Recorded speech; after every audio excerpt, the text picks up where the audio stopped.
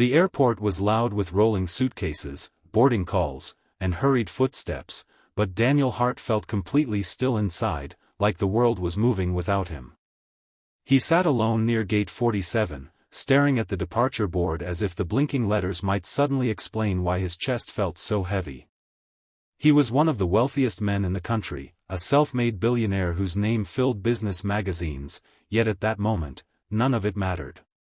His private jet waited on the runway, but he had chosen the public terminal, hoping the crowd might drown out the silence he had carried since his wife's funeral 6 months earlier. "Are you lost too, mister?" The small voice cut through the noise. Daniel looked down, startled. A little girl stood in front of him, no more than 9 years old, holding a worn pink backpack that looked too big for her thin shoulders.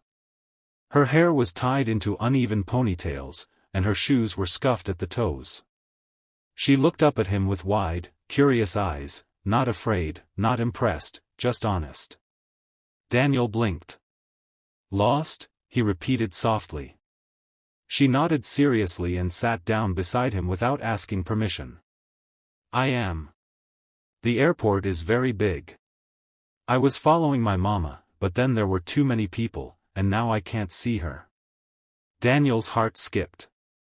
He straightened immediately. "What's your name?" "Lena," she said.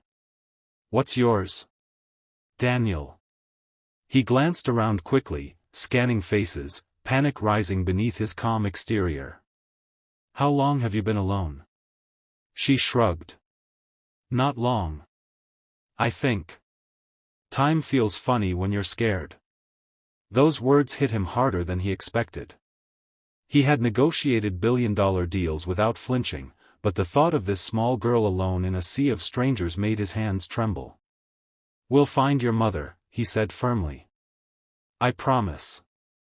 Lena studied his face for a moment, then smiled faintly. "Okay.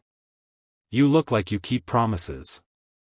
As they walked toward the information desk, Daniel noticed how tightly Lena held her backpack, as if it were the only solid thing in the world.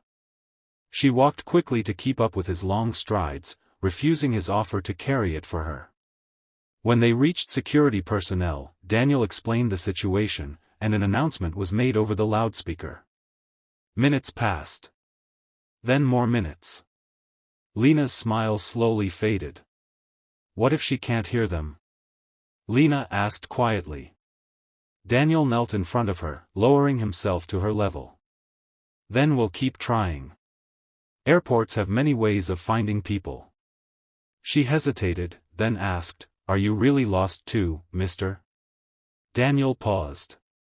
He could have brushed it off, but something in her eyes made him honest. "Yes," he said. "Just not in the same way." Lena tilted her head. "Did you lose someone?" He swallowed. "I did." She nodded, as if she understood more than her years suggested. "My papa died," she said simply. "Mama cries at night when she thinks I'm asleep."